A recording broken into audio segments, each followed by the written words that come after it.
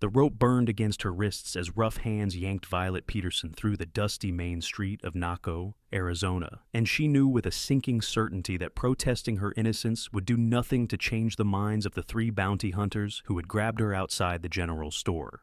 It was July of 1882, and the heat rose in shimmering waves from the packed earth as townsfolk stopped their daily business to watch the spectacle unfold.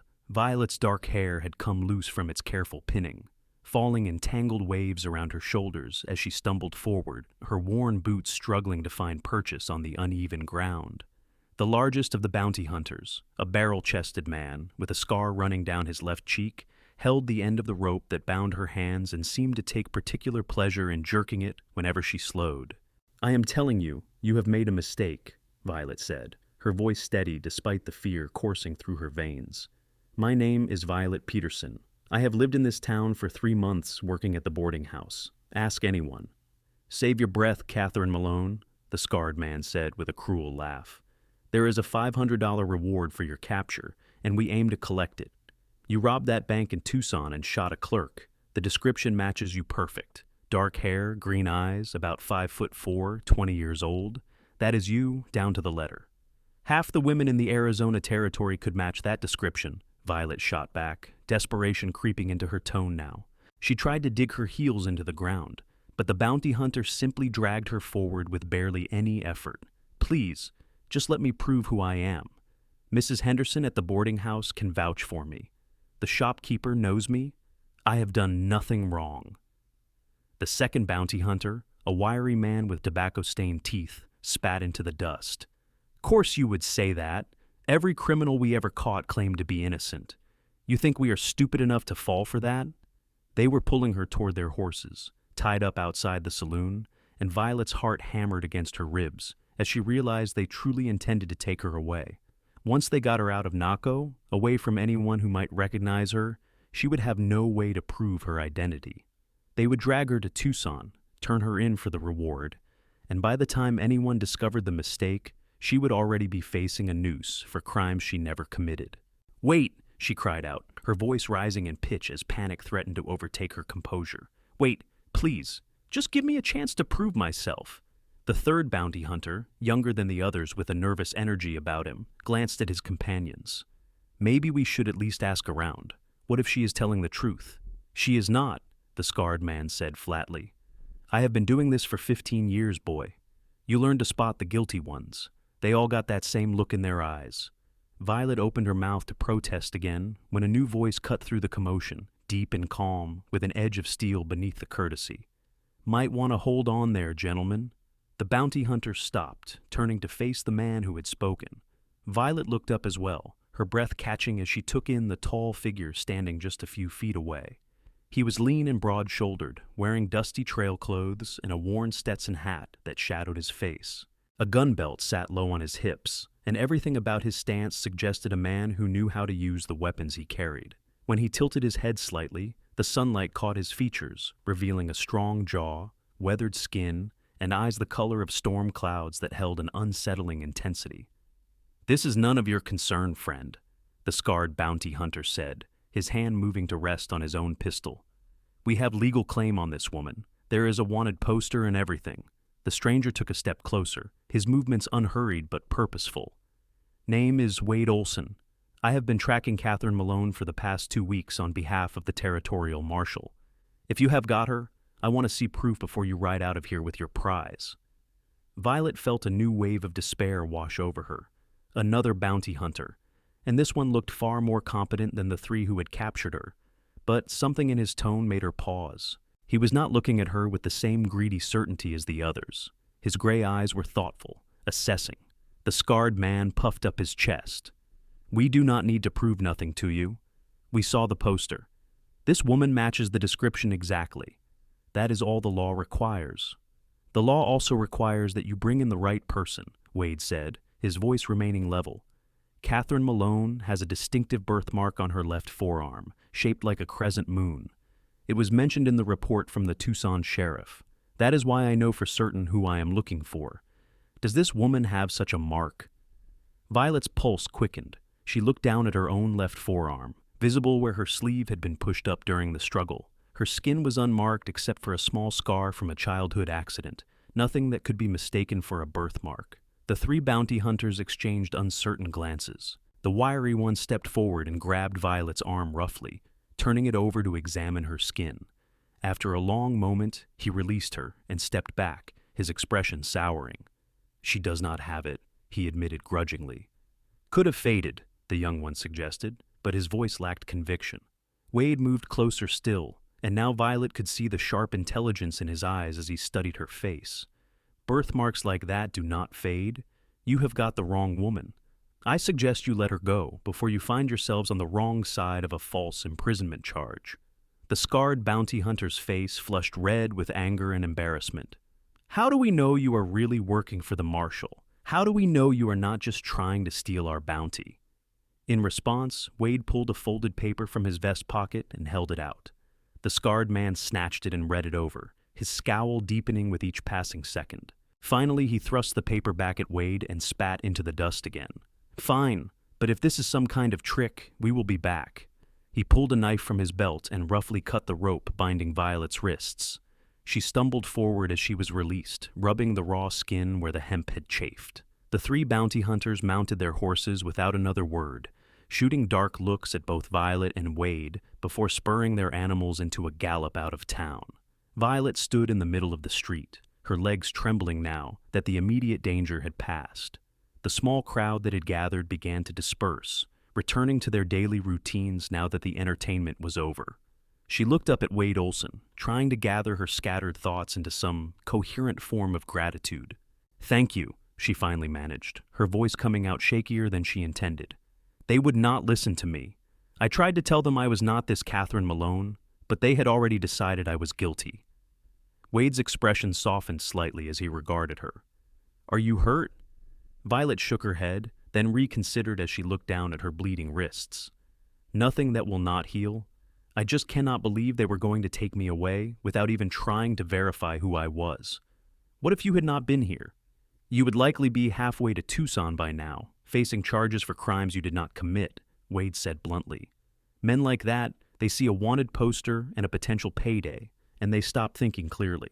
They convince themselves that anyone who fits the basic description must be guilty, because admitting they might be wrong means losing out on the reward money." A shiver ran through Violet despite the oppressive heat. "What made you step in? How did you know I was not Catherine Malone?" Wade tilted his head slightly, and something that might have been amusement flickered in his eyes. "I actually saw the real Catherine Malone 3 days ago in a town called Benson, about 50 miles north of here. She was passing through, trying to blend in with a group of travelers heading west. I got a good look at her before she spotted me and disappeared into the crowd. I have been tracking her trail ever since, but she is clever, keeps doubling back and covering her tracks." "Then you knew right away those men had the wrong person," Violet said, feeling a rush of gratitude so intense it almost brought tears to her eyes. "You could have just let them take me and kept hunting for the real criminal. Why did you help me?" For the first time, Wade's stern expression shifted into something warmer, almost gentle. "Because letting an innocent woman hang for someone else's crimes is not something I can abide, no matter how much easier it might make my job. Besides, if those three managed to collect the reward for bringing you in, it would have complicated things considerably when I caught the real Catherine Malone. The authorities would think the case was already solved."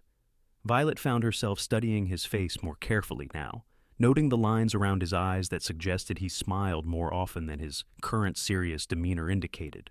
There was something solid and trustworthy about him, a quality she had learned was rare in this harsh territory where so many men seemed concerned only with their own advancement. "I do not even know how to properly thank you," she said. "You saved my life, truly." "No thanks necessary," Wade replied, but his tone had warmed considerably. "Though I would appreciate it if you could tell me anything you might have noticed about those bounty hunters, where they came from, whether they mentioned checking any other towns. If they are grabbing up innocent women based on nothing more than a vague description, they might cause trouble elsewhere." Violet nodded, eager to help the man who had rescued her. "They mentioned coming up from Douglas. The big one with the scar, he said they had been searching the border towns because they figured Catherine Malone would try to flee into Mexico.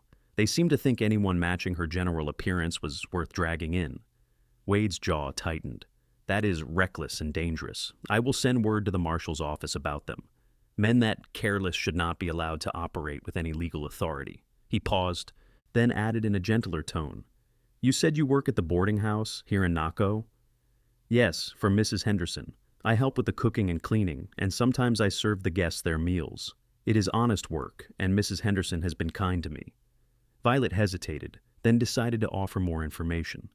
This man had saved her from a terrible fate. He deserved to know her circumstances. "I came here from Santa Fe 3 months ago. My father died last year, and my mother passed when I was young. There was nothing left for me there, so I decided to make a fresh start somewhere new." Something shifted in Wade's expression, a flicker of understanding and perhaps sympathy. "That takes courage, starting over in a new place with no family to fall back on." "Or desperation," Violet said with a weak smile. Sometimes the two look remarkably similar. A silence stretched between them, not uncomfortable, but charged with an awareness that surprised Violet. She found herself reluctant to walk away, to return to the boarding house and her usual routine. This man had appeared out of nowhere and changed the entire course of her day, possibly her entire life. She wanted to know more about him, to understand what drove a person to become a bounty hunter who still possessed such a strong sense of justice. Wade seemed to be wrestling with something as well. He glanced toward the boarding house, then back at Violet, then removed his hat and ran a hand through his dark hair. "I should be getting back to tracking Catherine Malone. Every hour I lose gives her more time to put distance between us." "Of course," Violet said quickly, trying to hide her disappointment. "You have important work to do. I have already taken up too much of your time." But Wade did not move. Instead, he studied her face for another long moment before speaking again.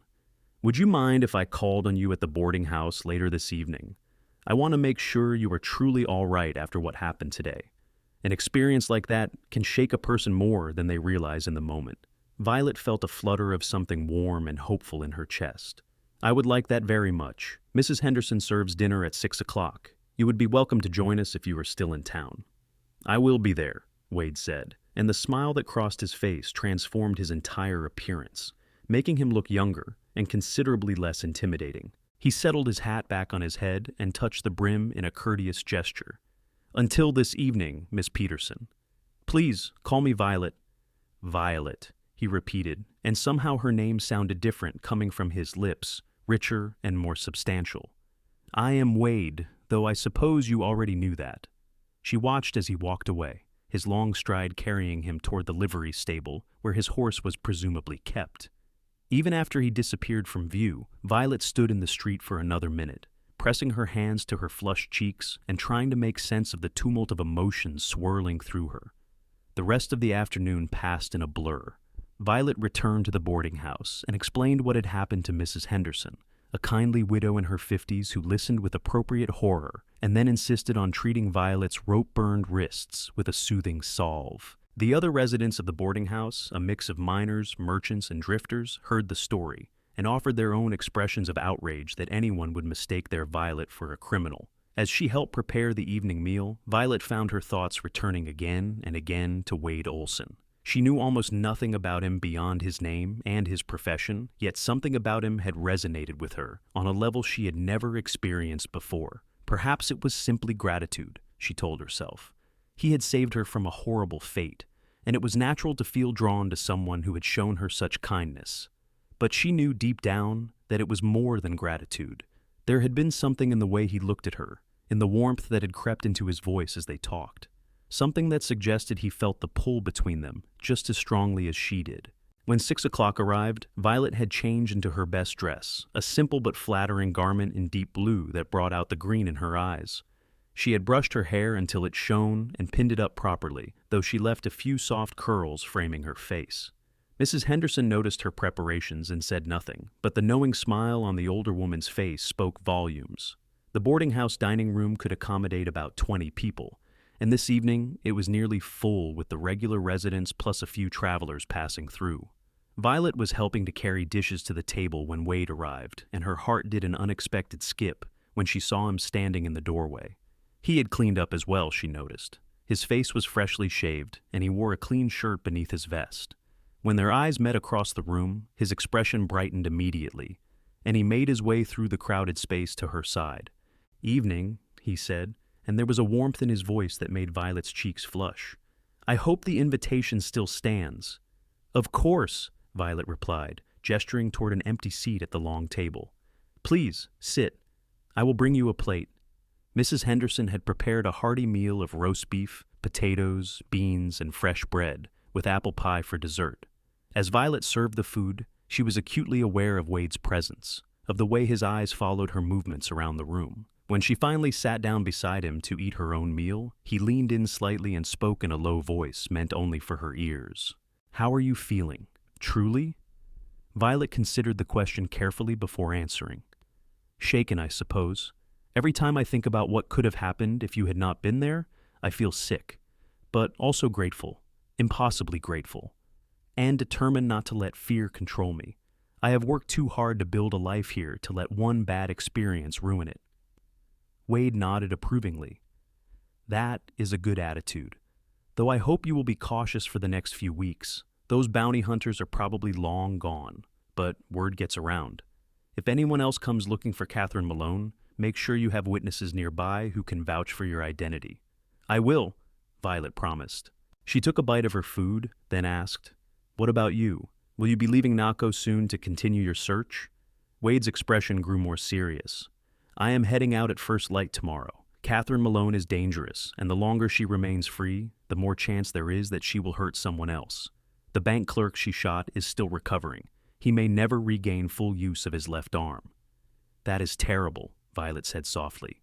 "I cannot imagine what would drive someone to such violence. Do you know anything about her background? What led her to a life of crime?"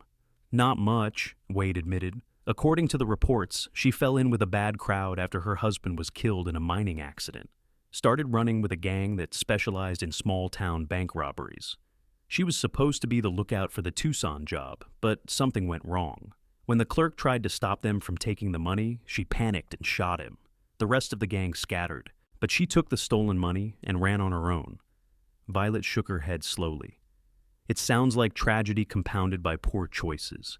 I can understand grief driving someone to desperation, but hurting innocent people is something else entirely." "You have a kind heart," Wade observed, and there was something admiring in his tone. "Most people hear about a criminal and see only the crime, not the person behind it. You look for the humanity even in someone who has done terrible things." "I suppose I do," Violet said, considering this. "My father used to say that everyone has a story, and most people are doing the best they can with what life has given them. That does not excuse wrong actions, but it helps to remember that we are all struggling in our own ways." They continued talking throughout the meal, and Violet found herself captivated by Wade's stories from his years working as a bounty hunter, and occasionally as a deputy marshal in various territories. He had a gift for storytelling, painting vivid pictures of dusty towns, dangerous confrontations, and the complex moral landscape of frontier justice. But he also asked her questions, genuinely interested in her life before Naco and her hopes for the future. "I want to save enough money to open a small restaurant someday," Violet confided, surprised at how easy it was to share her dreams with this relative stranger. "Mrs. Henderson has been teaching me her recipes, and I have always loved cooking. There is something satisfying about creating a meal that brings people together and makes them happy, even if just for an hour or two." Wade's smile was genuine and encouraging. "That sounds like a fine dream. This territory needs more people willing to build something lasting, to create places where community can flourish. Too many folks are just passing through, looking for quick riches or the next adventure." "Is that what you are?" Violet asked, her tone teasing but with an undercurrent of real curiosity. "Someone just passing through?" Wade was quiet for a moment, his expression turning thoughtful. "I used to think so. I have been on the move for most of my adult life, never staying in one place longer than a few months, always chasing the next bounty, the next criminal who needed to be brought to justice.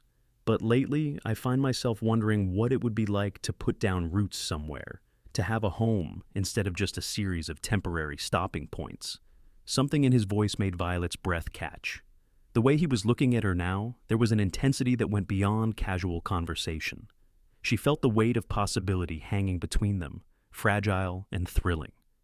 Mrs. Henderson began clearing the dishes, and several of the other boarders excused themselves to their rooms or to the saloon down the street. Violet helped clean up, aware of Wade watching her from his seat at the table. When the work was done, Mrs. Henderson shooed her away with a pointed look and a murmured suggestion that perhaps their guest would enjoy seeing the garden out back. The sun was setting, painting the sky in shades of orange and deep purple as Violet led Wade through the back door to the small garden Mrs. Henderson maintained behind the boarding house. It was a modest space, but the older woman had a talent for coaxing life from the arid soil. Tomato plants heavy with fruit climbed wooden stakes, and herbs released their fragrance into the cooling evening air. "This is lovely," Wade said, genuine appreciation in his voice. "It must take considerable effort to keep a garden alive in this climate." "Mrs. Henderson says it is all about persistence and timing," Violet replied. She reached out to touch a rosemary plant, releasing its sharp, clean scent. "Water at the right times, provide shade during the hottest part of the day, and never give up hope even when things look dried out and dead. She says gardens are a lot like people that way. With the right care and attention, almost anything can revive and flourish." Wade moved closer, and Violet was intensely aware of his proximity. In the fading light, his features seemed softer, more approachable. When he spoke, his voice was quiet and earnest. "Violet, I know we only met today, and this might seem sudden, but I cannot stop thinking about how close I came to never meeting you at all. If those bounty hunters had grabbed you an hour earlier, if I had been delayed getting to Naco, if any number of small things had been different, our paths would never have crossed." Violet's heart was racing now, but she kept her voice steady. "What are you saying?" "I am saying that sometimes fate or chance or whatever you want to call it puts the right person in your path at exactly the right moment. And I hope that maybe you feel it too, this connection between us." Violet looked up at him, at the hope and vulnerability written plainly on his face, and knew she could not hide behind propriety or caution. Life was too uncertain, too precious. She had nearly lost everything today, dragged away by men who saw her as nothing more than a payday. But Wade had seen her, truly seen her as a person worth saving, worth knowing. "I do feel it," she said softly. "I have never experienced anything like this before. It feels as though I have known you much longer than a few hours." Wade reached out and gently took her hand, his touch warm and careful. "I have to leave tomorrow morning to finish tracking Catherine Malone. It is my job, my responsibility to see it through. But when it is done, when I bring her in and collect the reward, I want to come back here, to Naco, to you, if that is something you would want as well." "How long will it take?" Violet asked, her throat tight with emotion. "To find her?" "I do not know," Wade admitted. "Could be days, could be weeks. But I will come back, Violet. I promise you that.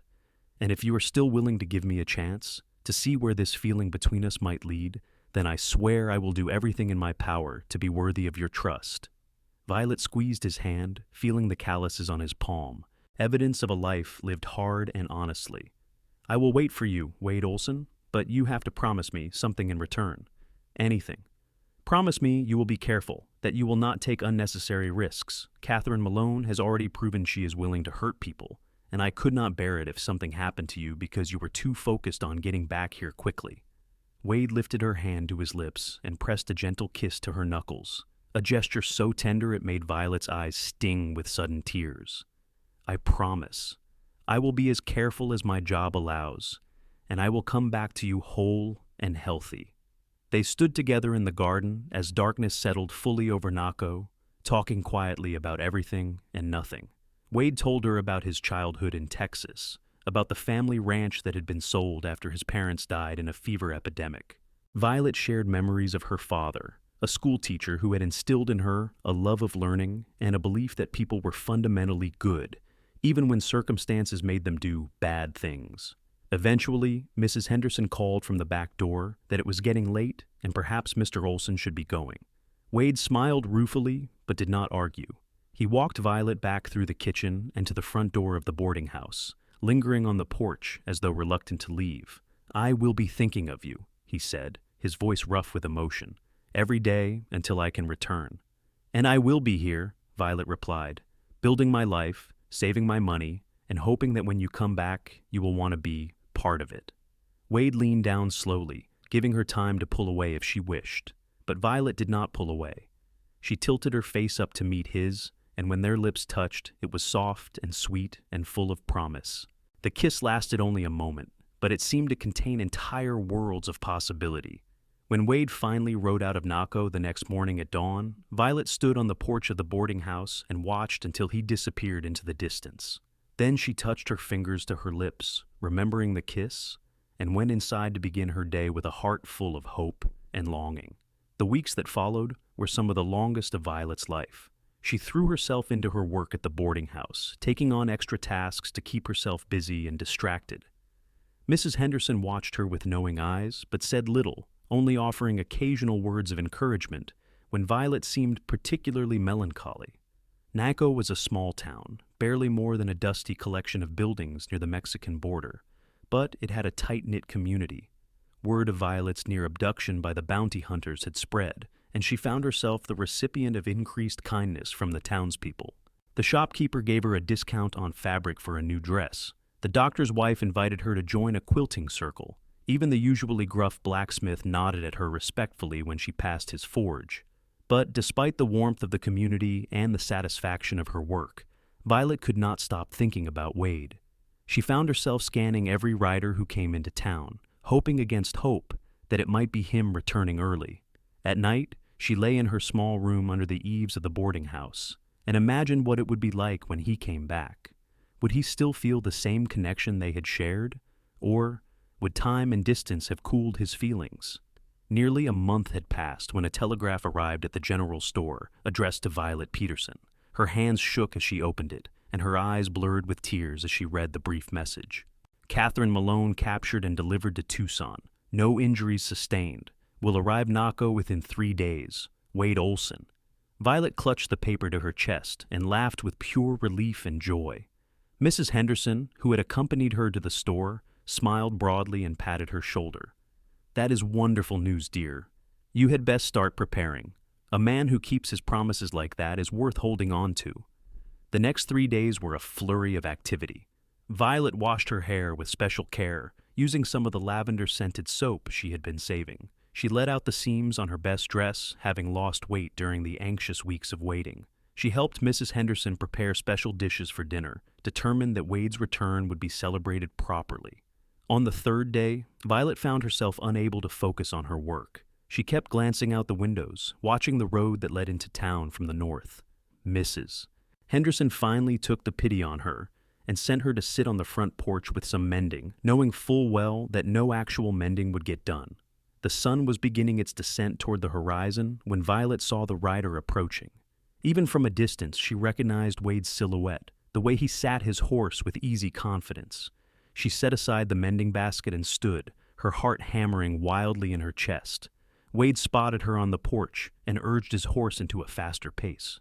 When he reached the boarding house, he practically leaped from the saddle, not even bothering to tie the reins before he was striding toward her. Violet met him halfway, and then she was in his arms and he was spinning her around, both of them laughing with the sheer joy of reunion.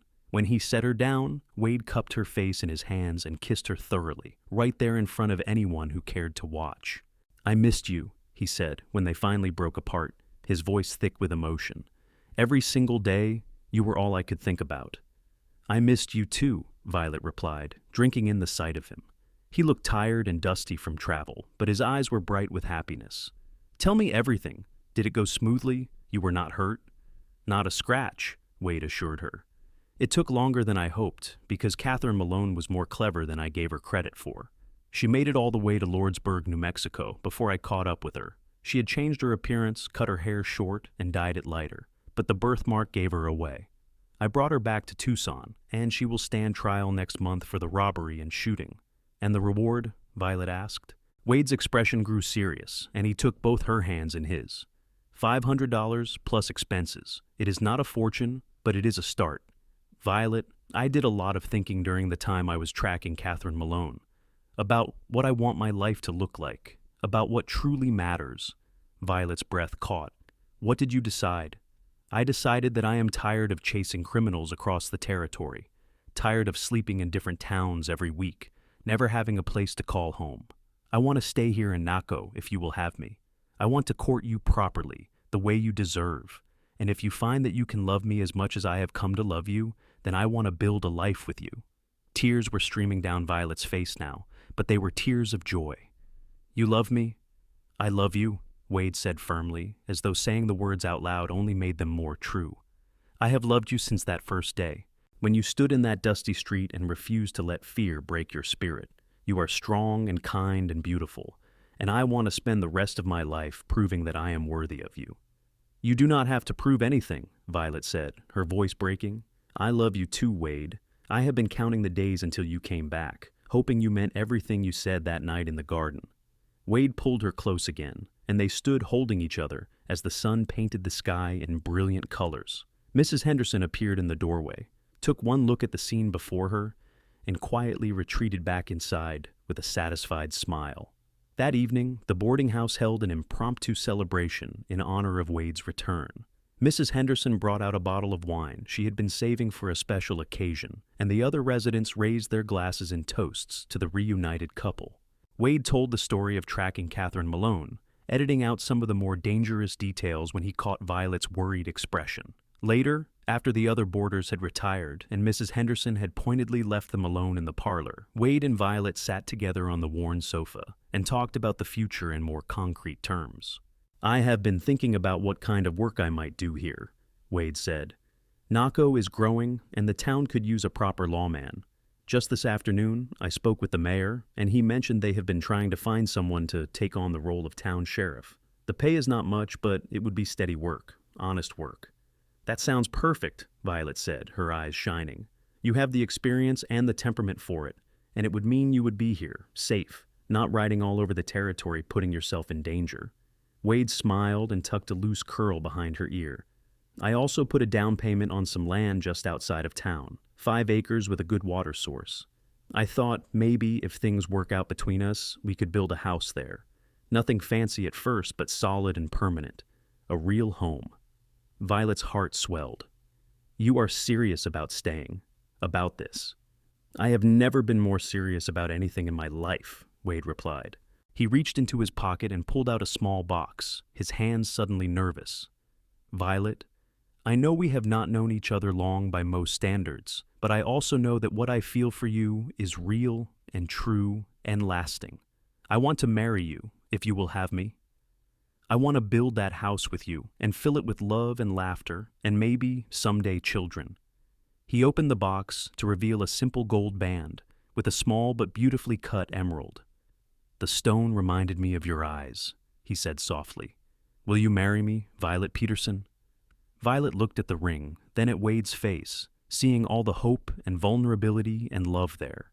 She thought about the strange twist of fate that had brought them together, how a case of mistaken identity had led her to the man she was meant to spend her life with. And she knew, with absolute certainty, that her answer could only be yes. "Yes," she said, her voice steady and sure despite the tears running down her cheeks. "Yes, I will marry you, Wade Olson. I will build a home with you and love you for the rest of my days." Wade slipped the ring onto her finger, and then they were kissing again, sealing their promise to each other. When they finally drew apart, both of them were grinning foolishly, dizzy with happiness. "How soon?" Wade asked. "I do not want a long engagement, Violet. I have already lost too much time to wandering and searching. Now that I have found what I was looking for, I do not want to wait." "Neither do I," Violet agreed. "We could talk to the minister tomorrow. Perhaps we could be married within a few weeks. That would give me time to make a proper dress, and for you to make arrangements with the mayor about the sheriff position." "A few weeks sounds perfect," Wade said. He pulled her close again, and they sat together in comfortable silence, both of them marveling at how quickly their lives had changed, how fate had intervened to bring them together. The next few weeks passed in a blur of preparation and planning. Wade accepted the position of Naco's new sheriff and began his duties immediately, breaking up fights at the saloon and mediating disputes between neighbors.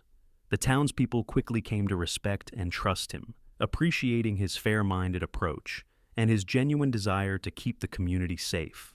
Violet continued working at the boarding house, but spent her evenings sewing her wedding dress with help from Mrs. Henderson and several other women from town. The dress was simple but elegant, made from cream-colored cotton with delicate embroidery around the collar and cuffs. As she worked on it, Violet thought about her mother, wishing she could be there to see her daughter marry such a good man.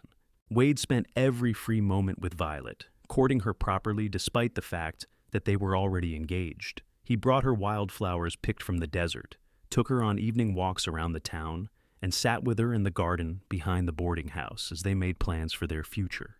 "I have been talking to some of the local ranchers," Wade told her one evening as they sat watching the stars emerge in the darkening sky. "Several of them mentioned they could use help with their cattle. I was thinking, maybe in addition to the sheriff work, I could do some part-time work as a ranch hand. It would bring in extra money, and I grew up working with cattle back in Texas. The knowledge is still there. Just be careful not to take on too much," Violet cautioned. "I want to actually see my husband occasionally, not have him working from dawn until midnight every day." Wade laughed and pulled her closer. "Fair point. I suppose I'm just eager to prove that I can provide for you, give you the life you deserve." "Wade, you already give me everything I need," Violet said seriously. "Your love, your loyalty, your presence. Everything else is just details. We will figure out the money and the work and all the practical matters together. That is what marriage is about." Wade kissed her forehead tenderly. "How did I get so lucky to find you?"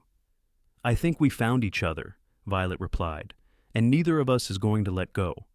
The wedding took place on a bright September morning in 1882 in the small church that served Naco's faithful. Nearly the entire town turned out to witness the ceremony, packing the pews and spilling out onto the church steps. Mrs. Henderson served as Violet's matron of honor, dabbing at her eyes with a handkerchief throughout the service. The mayor stood up as Wade's best man, pleased to be part of the union between the town's new sheriff and the beloved young woman from the boarding house. Violet walked down the aisle without anyone to give her away, but she did not feel alone. The entire community had embraced her, and as she made her way toward Wade waiting at the altar, she felt surrounded by love and support. Wade's expression when he saw her in her wedding dress was worth every hour she had spent sewing it. His eyes shone with unshed tears, and his smile was radiant. The minister kept the ceremony simple but heartfelt.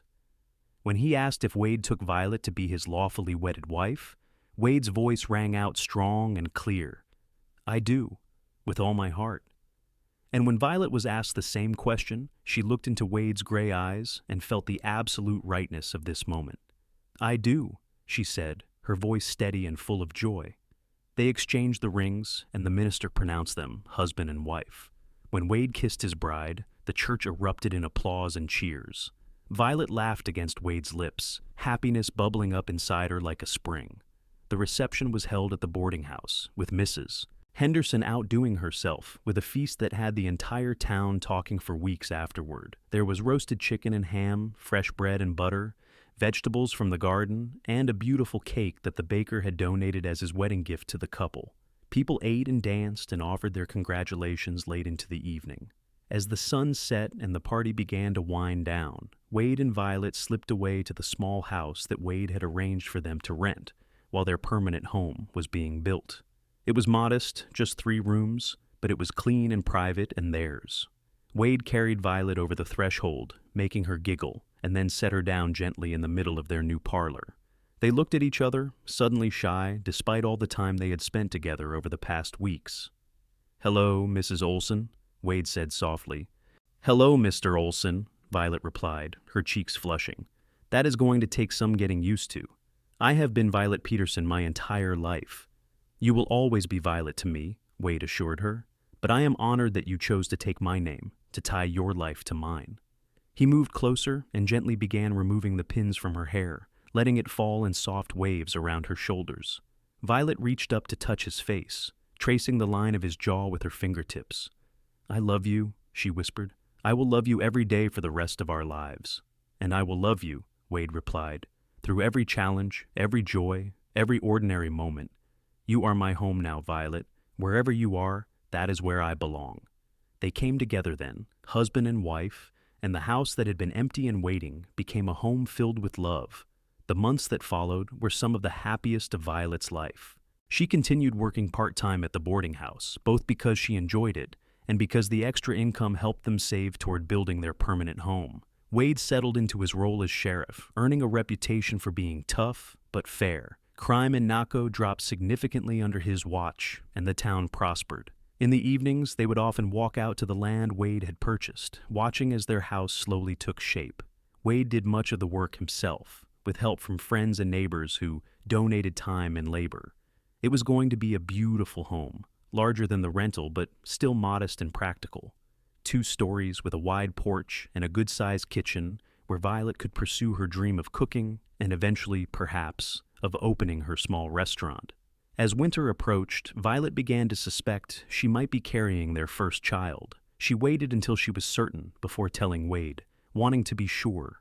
When the doctor confirmed her suspicions, Violet could barely contain her excitement. She planned an entire evening around the revelation, cooking Wade's favorite meal and setting the table with extra care. Wade noticed something was different the moment he walked through the door. "What is going on?" he asked, looking around at the candles and special dishes. "Did I forget an anniversary or something?" Violet laughed. "No, nothing like that. I just have some news I wanted to share with you, and I wanted the setting to match the importance of the moment." Wade's expression grew serious as he sat down at the table. "Is everything all right? You are not sick or in trouble?" "Everything is wonderful," Violet assured him. She took his hands in hers and looked into his eyes. "Wade, we are going to have a baby. I'm going to have your child next summer." For a moment, Wade just stared at her, his face blank with shock. Then, slowly, understanding and joy dawned in his eyes. He stood up so quickly his chair nearly tipped over, and pulled Violet into his arms, holding her tightly but carefully, as though she had suddenly become infinitely fragile. "A baby," he said, his voice choked with emotion. "We are going to be parents." "We are," Violet confirmed, tears streaming down her face. "Are you happy?" "Happy?" Wade pulled back just enough to look at her face, and she could see tears on his cheeks as well. "Violet, I am beyond happy. I am overwhelmed. I am terrified. I am grateful. I am every emotion at once, and all of them good." He placed a hand gently on her still flat stomach. "Hello in there, little one. This is your father. I want you to know that you are already so loved. Your mother and I, we are going to do everything in our power to give you a good life, to keep you safe, and help you grow into whoever you are meant to be." Violet covered his hand with hers, and they stood there together, contemplating the miracle of new life and the expansion of their family. Later, as they ate the special dinner Violet had prepared, they talked about names and nurseries and all the changes a baby would bring. "We will need to finish the house before the baby comes," Wade said practically. "I will talk to the crew tomorrow about speeding up the timeline, and we will need a cradle and blankets and all sorts of things I have never thought about before." "We have time," Violet reminded him gently, "and we will figure it out together, just like we have figured out everything else. I am not worried, Wade. As long as we have each other, I know we can handle whatever comes." Wade reached across the table to take her hand. "You are right. We will be wonderful parents because we have each other, and because we already know the most important thing, which is how to love unconditionally." True to his word, Wade pushed the construction crew to finish their house before the baby arrived. By early spring of 1883, they were moving into their new home, carrying their few possessions across the threshold of a house that was truly theirs. Violet walked through the empty rooms, imagining how they would fill them with furniture and memories and life. The nursery was on the second floor, across the hall from the master bedroom. Wade had built a beautiful cradle by hand, sanding the wood until it was smooth as silk. Violet had sewn curtains for the window and blankets for the cradle, and Mrs. Henderson had donated a rocking chair that had once belonged to her own mother. As Violet's pregnancy progressed, the women of Naco rallied around her with advice, hand-me-down baby clothes, and promises to help after the birth. Wade became increasingly protective, insisting that Violet rest more and work less. She tolerated his hovering with good humor, understanding that it came from a place of love and worry. On a warm evening in late June, Violet's contractions began. Wade immediately went into a controlled panic, rushing to fetch the doctor and Mrs. Henderson, while Violet calmly gathered the supplies they had prepared.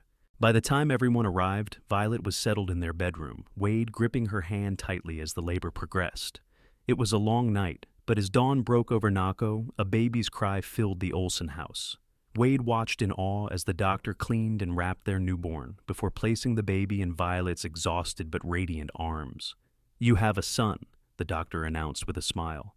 "A healthy, strong boy." Wade looked down at his son, at the tiny face and perfect little fingers, and felt his heart expand in ways he had not known were possible. The baby had a shock of dark hair, and, when he opened his eyes briefly, they appeared to be a deep blue that might darken to match his mother's green. "He is perfect," Wade whispered. "Violet, you are amazing. He is amazing, our son." "William," Violet said softly, looking up at Wade. "I want to name him William, after my father. William Robert Olson." "William Robert Olson," Wade repeated, testing the name. He leaned down to kiss Violet's forehead. "It is perfect. He is perfect. You are perfect." Mrs. Henderson shooed the doctor and Wade out of the room so Violet could rest, but Wade found himself unable to go far. He sat just outside the bedroom door, listening to the tiny sounds of his son and marveling at how completely his life had transformed in less than a year. The weeks and months that followed were exhausting, but wonderful. William was a good baby, crying only when he was hungry or needed changing. Violet took to motherhood naturally, and Wade discovered a patience he had not known he possessed. Late-night feedings became precious quiet time, when Wade would hold his son and tell him stories about the wild places he had traveled before settling down. As William grew from an infant into a chubby, laughing baby, the Olson household grew in other ways too. Wade's work as sheriff kept him busy, but not dangerously so. Naco remained relatively peaceful under his watch, and Violet, with Mrs. Henderson's encouragement and support, began selling her baked goods to local businesses, building a small but steady income that went toward her dream of a restaurant. When William was 2 years old, Violet became pregnant again. This time, she was less anxious about the process, confident in her body's ability to bring forth new life. Their second child, a daughter they named Victoria Rose, arrived in the spring of 1885. Where William had been calm and serious even as a baby, Victoria was all energy and emotion, crying lustily and demanding attention. Wade was enchanted by his daughter, carrying her everywhere and making silly faces to earn her smiles. Violet watched her husband with their children and felt her heart overflow with gratitude for the family they had built together. One evening, as they sat on their porch watching William chase fireflies while baby Victoria slept in Violet's arms, Wade turned to his wife with a contented sigh. "Do you remember that day when those bounty hunters grabbed you, when I first saw you standing in that dusty street?" "Of course I remember," Violet said. "How could I forget? It was the day that changed everything." "I think about it sometimes," Wade admitted, "about all the things that had to align perfectly for us to find each other. If Catherine Malone had never robbed that bank, if those bounty hunters had not mistaken you for her, if I had not been tracking her trail through this part of the territory, any one of those things being different, and we never would have met." "I prefer to think that we would have found each other somehow," Violet said softly. "Maybe not that day, maybe not in that way, but eventually. Because this feels too right to be pure chance. We were meant to be together, Wade. You and me and our children and the life we are building here." Wade reached over to take her free hand, lacing their fingers together. "I love you, Violet Olson, more today than yesterday, and I will love you even more tomorrow." "And I love you," Violet replied, "always and forever." As the years passed, the Olson family continued to grow and thrive. William grew into a thoughtful, intelligent boy who loved books and learning. Victoria inherited her father's determination and her mother's warm heart, constantly getting into mischief, but always with the best intentions. In 1888, Violet finally achieved her dream of opening a restaurant. It was small, just a few tables in a building on Naco's main street, but her cooking drew people from surrounding towns. Wade helped when he could, and the children learned early how to pitch in, clearing tables and washing dishes. The restaurant became a gathering place for the community, where people came not just for the excellent food, but for the warm, welcoming atmosphere. Wade continued as sheriff, watching Naco grow from a dusty border town into a thriving community.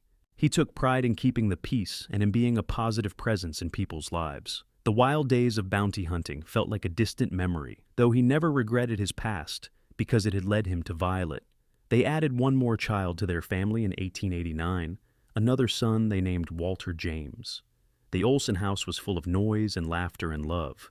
Wade built an addition to accommodate their growing family, and Violet planted a vegetable garden that rivaled Mrs. Henderson's. Mrs. Henderson herself became a cherished part of their family, spending holidays with them and doting on the children like a grandmother. She lived to see William graduate from school and begin studying to be a lawyer, determined to bring justice to the territory through education and law rather than guns and violence.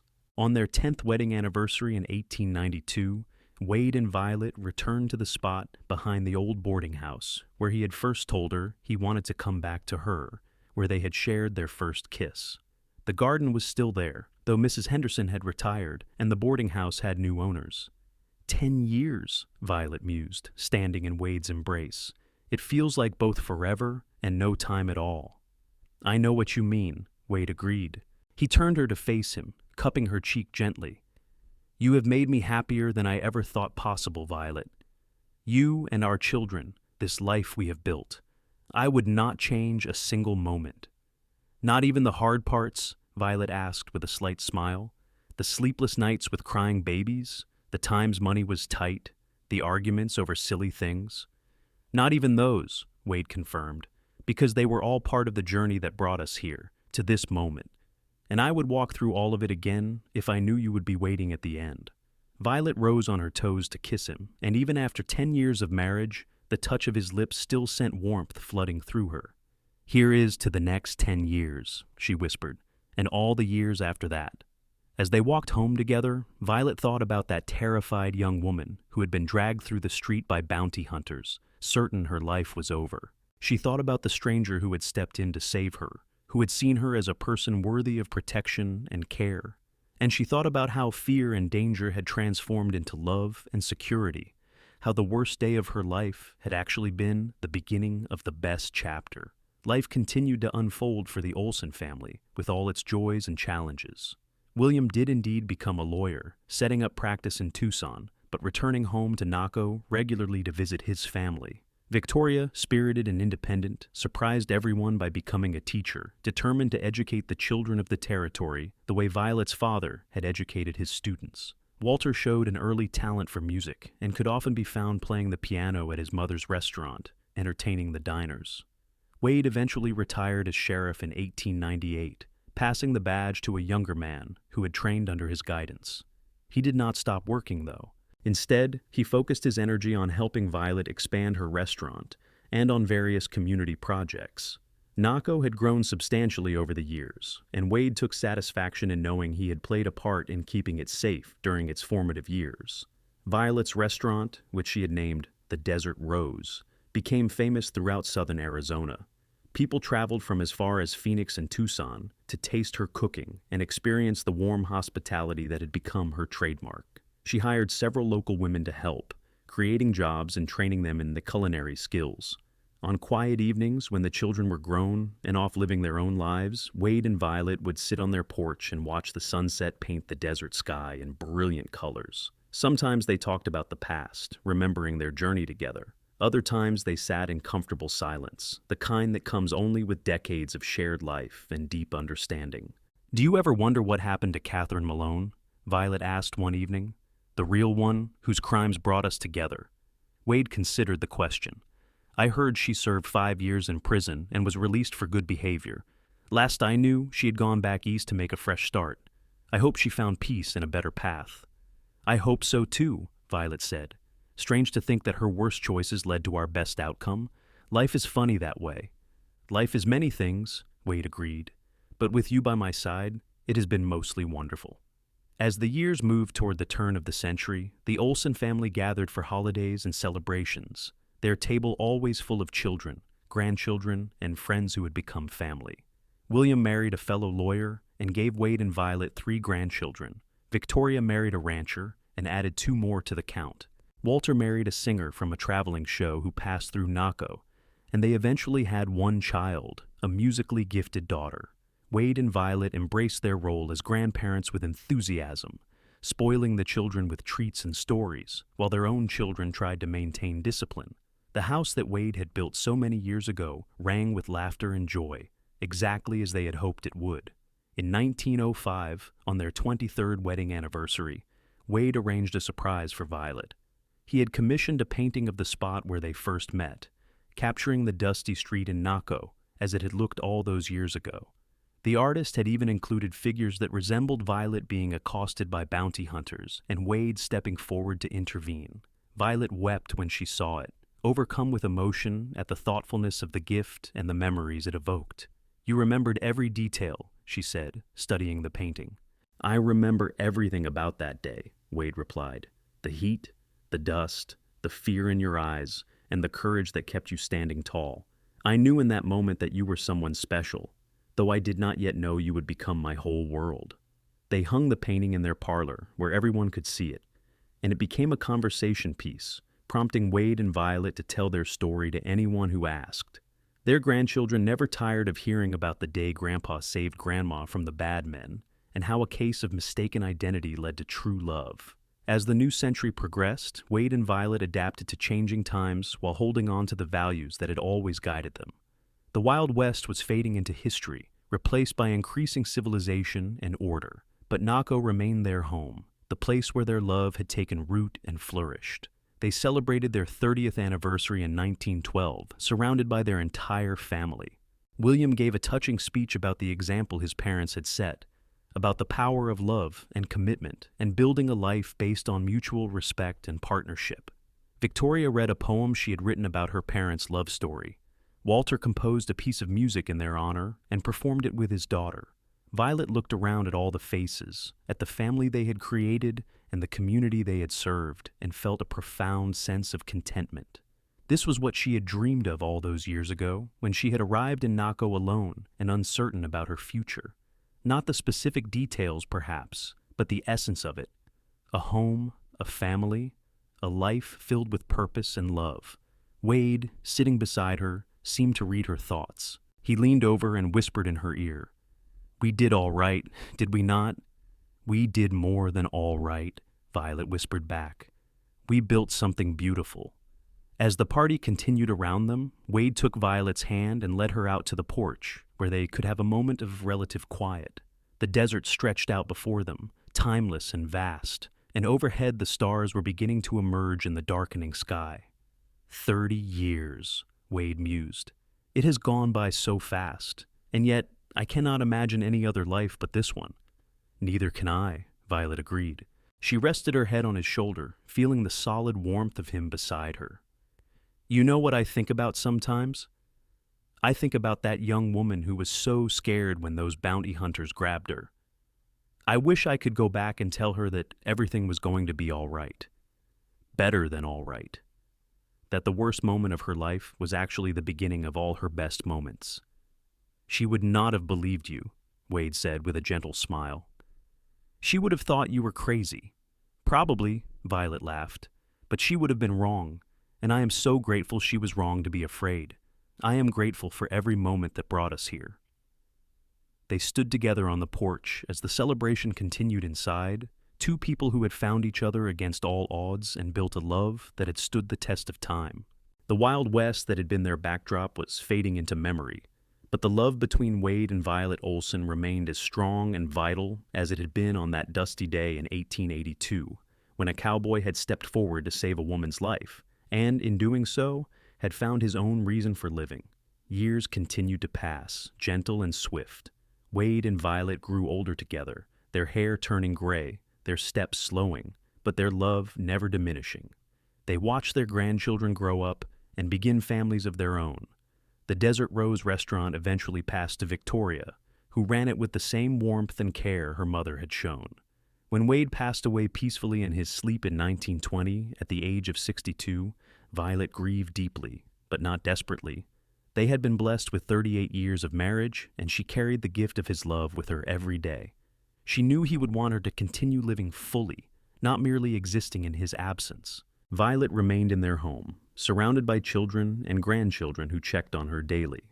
She spent her mornings tending the garden Wade had helped her plant, and her afternoons sitting on the porch, remembering. The painting of their first meeting held pride of place in her parlor, and she often found herself gazing at it, marveling at the journey that had begun with such terror and uncertainty, and had blossomed into such profound joy. She lived to see the Arizona Territory become a state in 1912, witnessed the end of World War I, and watched the world change in ways she could never have imagined as a young woman. But through all the changes, one thing remained constant: the love she and Wade had shared, the family they had built, the life they had created together in a small town on the border. When Violet passed away in her sleep in 1925, at the age of 63, she was surrounded by photographs of her children, grandchildren, and great-grandchildren. Her last thoughts were of Wade, of that first moment she had seen him step forward to help her, of the kiss in the garden, of 1,000 ordinary evenings spent in comfortable companionship. She was laid to rest beside Wade in the Naco cemetery, their headstones side by side, just as they had been side by side through life. The inscription on their shared monument, chosen by their children, read simply, "Wade and Violet Olson, 2 hearts, 1 love, 1 life." Their story became part of Naco's history, told and retold over the years. The house they built still stood decades later, and the Desert Rose restaurant continued to serve the community through multiple generations of family ownership. And sometimes, on quiet evenings when the desert wind blew gently through the town, old-timers would swear they could see 2 figures walking hand in hand down the main street, forever young, forever in love, forever together. It was a love story that had begun with a case of mistaken identity and a cowboy's sense of justice. It had grown through shared dreams and mutual respect, through trials overcome and joys celebrated. And it had ended not with death, but with legacy, the living proof that true love, once found, never really dies. It continues in the children raised, the community served, the countless small kindnesses that ripple outward through time. The bounty hunters who had grabbed Violet that day had long since faded into obscurity, their names forgotten by history. But Wade and Violet Olson were remembered, their love story a testament to the power of standing up for what is right, of looking beyond surface appearances to see the truth, and of having the courage to follow your heart, even when logic says it is too soon, too fast, too uncertain. In the end, theirs was a simple story. A man saved a woman from injustice. They fell in love. They built a life together. They raised a family and served their community and grew old side by side. Simple, yes, but also profound, in the way that the best love stories always are. Because real love is not found in grand gestures alone, but in the accumulation of ordinary moments, in the choice to stay and build and believe day after day, year after year. And if you had asked Wade, in those final peaceful moments of his life, what his greatest achievement had been, he would not have mentioned the criminals he caught or the town he protected. He would have said it was convincing Violet Peterson to take a chance on a drifter who wanted to stop drifting, to build a home with a man who had spent his whole life wandering. And if you had asked Violet, in her last days surrounded by the evidence of a life well lived, what she was most grateful for, she would not have mentioned the restaurant or the wealth or the large family. She would have said it was that moment in a dusty street when a stranger stepped forward and saw her, truly saw her, not as a potential bounty or a problem to be solved, but as a person worth saving. That moment of recognition, of one soul seeing another clearly, had been the foundation of everything that followed. From terror and confusion had grown trust, from trust had grown friendship, from friendship had grown love, and from love had grown a family, a legacy, a story worth telling. The tale of Wade and Violet Olson, the cowboy and the woman he proved innocent, lived on in Naco long after they were gone. It was told to children as a bedtime story, to teenagers as an example of true love, to adults as a reminder that sometimes the worst moments lead to the best outcomes, if we have the courage to trust, to hope, and to love with our whole hearts. And somewhere in the desert wind that still blows through Naco, Arizona, there is an echo of laughter, the whisper of a promise kept, the enduring presence of a love that defied the odds and won. A love that began with justice and grew into everything beautiful that 2 people can build together when they choose each other, every day for a lifetime. The end came not with tragedy, but with fulfillment, not with regret, but with gratitude, not with questions, but with certainty. Wade and Violet Olson had found what so many seek and few truly find, a love that transformed ordinary days into extraordinary moments, that turned a dusty border town into a home, that made a chance encounter into a destiny fulfilled. Their house stood for many more years, eventually becoming a historical landmark. Tourists would come to see where the famous couple had lived, to hear the story of how a case of mistaken identity had led to one of the most enduring love stories in Arizona history. The painting Wade had commissioned still hung in what had been their parlor, carefully preserved by the Historical Society, a visual reminder of where it all began. And on quiet evenings, when the sun sets over the Arizona desert, painting the sky in brilliant shades of orange and purple and red, you can almost imagine them there still, Wade and Violet, standing on their porch hand in hand, watching the beauty of the world they had helped shape, grateful for every moment they had been given together, and certain that love, true love, never really ends. It only transforms, living on in memories and stories and in the hearts of those who believe that sometimes, against all odds, two people can find each other exactly when they need each other most, and build from that meeting something lasting and true and infinitely precious.